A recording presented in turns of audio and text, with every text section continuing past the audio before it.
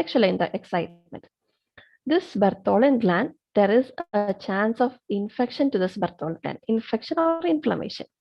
So that is known as Bertholinitis. Itis means inflammation. It can be either due to staphylococcal or streptococcal infection. There is a chance of Bertholin infection. And due to this, there is a gland and there is a duct. Okay. If the duct is infected and the duct is occluded, like the duct is closed, so then what happened? This gland began to enlarge. Okay. You can see this gland started to enlarge. Then it becomes a Bartholin cyst-like structure. If again this gland began to enlarge, what happened? The body tried to expel the secretion out. Then it becomes Bartholin abscess. Then there will be some opening will be formed. Then there will be pus will be excluded like that. So if a patient comes to you with, then there is marsupialization. That is opening of the cyst and draining of the pus is done first. Another condition related is with the vulval or vaginal opening is an imperfect hymen. Hymen is we know a delicate incomplete membrane. Incomplete. There is some opening in the hymen which allow to the flow of menstrual bleeding.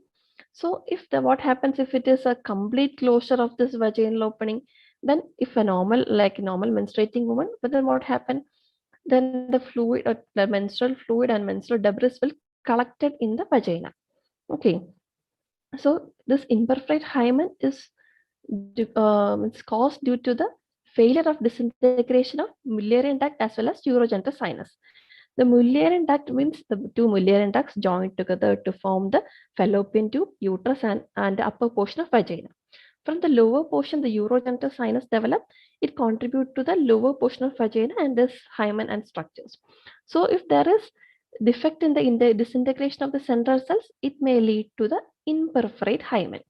So as the girl becomes the menstruating, and she may not have a visible manifestation. Menstruation means a visible manifestation of. Due to this imperforate hymen, there may not be a visible manifestation, and the cyclic menstruation becomes collected in the.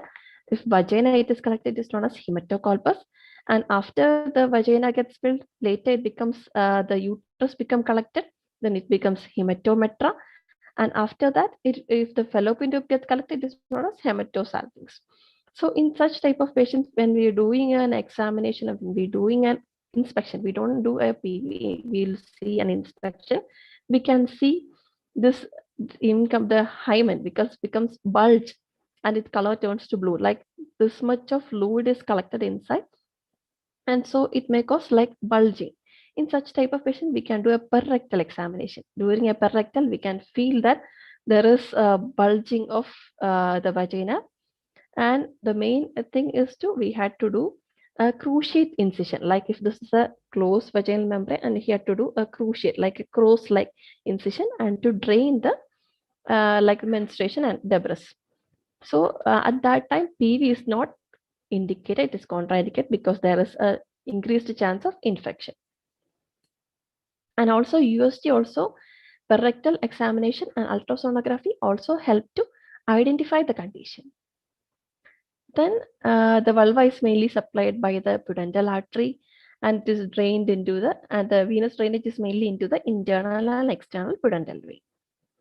The lymphatic drainage is mainly by the superficial inguinal and deep inguinal lymph nodes, and mainly the vulval region is supplied by the sensory fibers of S2, S3 and S4 pudendal nerve. So if some patient with pudendal neuralgia, we heard about the trigeminal neuralgia. Trigeminal nerve, this supply the face and all. Due to trigeminal neuralgia, there is severe pain on the cheeks, eyes, and like that. Like that, if there is pudendal neuralgia, there will be severe pain on the vulval region is the main area which supplied by the pudendal nerve. So there will be pain around the vulval region. So there are also so many conditions related to vulva, like vulvar intraepithelial